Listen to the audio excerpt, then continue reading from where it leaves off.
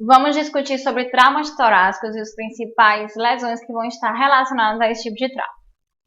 Mecanismo de lesão. Então, nós vamos ter lesões penetrantes, que podem gerar feridas que criam uma comunicação entre a cavidade torácica e o meio externo. Assim, o ar ele tende a penetrar no espaço pleural pela ferida durante a inspiração. E nós vamos ver mais adiante que vai acabar ocasionando pneumotórax, algumas lesões que vão trazer uma grande gravidade para o paciente. E nós temos ainda lesões contusas, né, em que a onda de energia transmitida no impacto pode lesionar o tecido pulmonar, causando hemorragia no interior dos alvéolos, que a gente chama de contusão pulmonar. Como é que a gente vai fazer a avaliação? Pela inspeção, né, verificar se nós temos uma palidez cutânea, sudorese, cianose, apreensão, alinhamento da traqueia, assimetria da parede torácica, distensão de veias jugulares. Sempre atentar.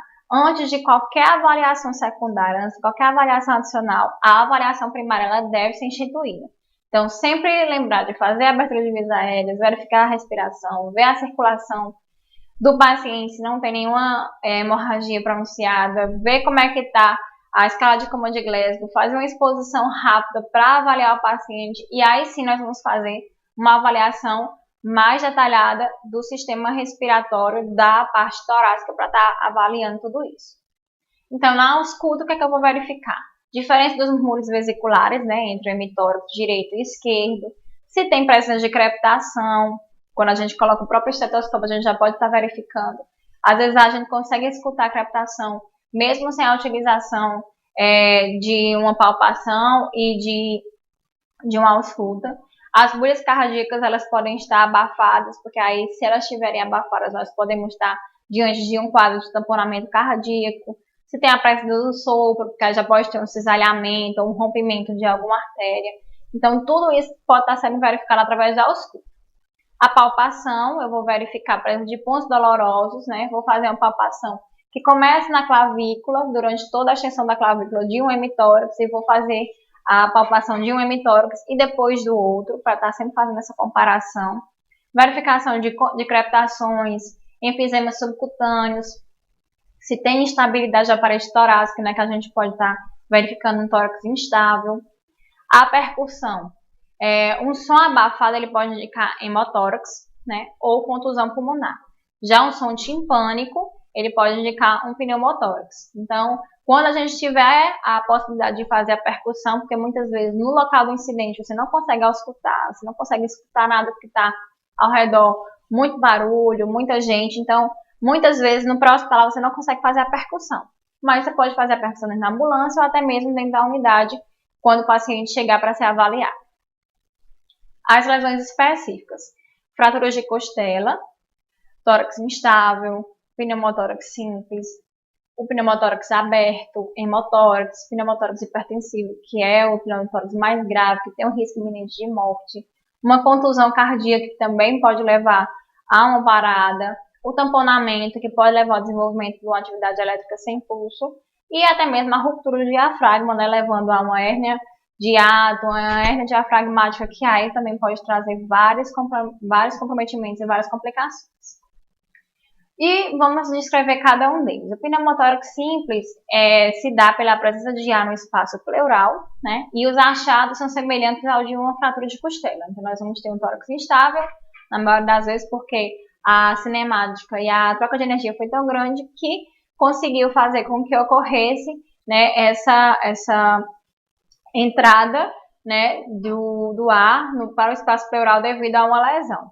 O socorrista administra oxigênio suplementar, institui acesso venoso calibroso, monitora a oximetria e se prepara para tratar um choque que o paciente pode vir a desenvolver. E ele vai se apresentar, né, o pneumotórax, como a gente pode ver na imagem, né, em que há um deslocamento, né, desse pulmão, porque a pleura está toda preenchida por ar e o pulmão ele acaba sendo deslocado para o lado contrário à lesão.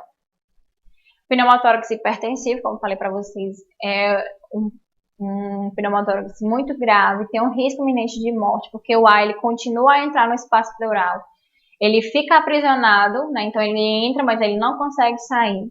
Tem um gradual de pressão aumentado na região intratorácica, piora com comprometimento ventilatório, né? Tem uma piora desse comprometimento, o paciente ele não consegue fazer uma troca adequada porque o ar está aprisionado, ele entra, mas não consegue sair. Redução do retorno venoso ao coração e resulta em choque profundo. Então, como vocês podem ver, o pulmão ele fica realmente bem deslocado e nós temos também a presença desse ar aprisionado. Então, a prioridade de tratamento é a descompressão desse pneumotórax hipertensivo.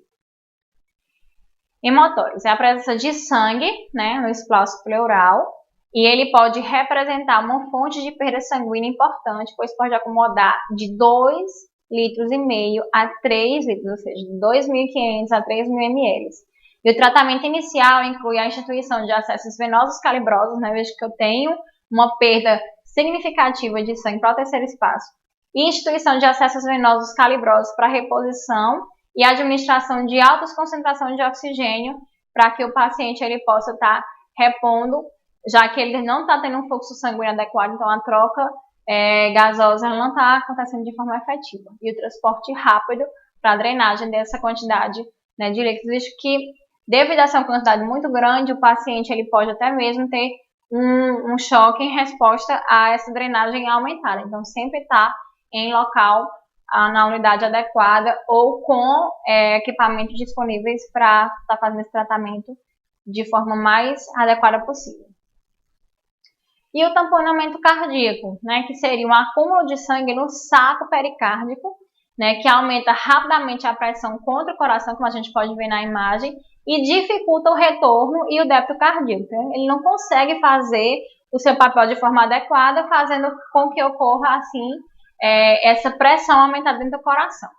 Pode se agravar até precipitar uma atividade elétrica sem pulso, no caso a AESP, e qualquer doente com ferimento penetrante na região do coração deve ter suspeita de tamponamento cardíaco.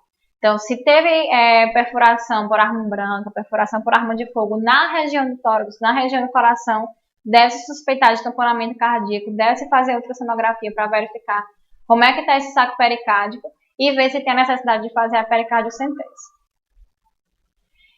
O tamponamento cardíaco ele também pode ser evidenciado pela tríade de Beck, que vai ser a turgência jugular.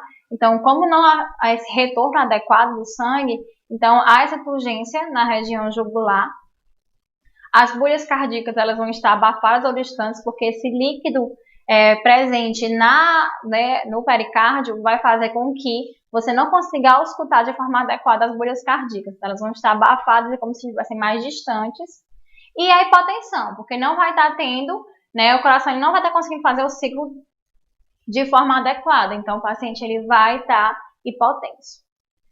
Então, chegamos ao fim de mais uma aula e espero vocês até a próxima.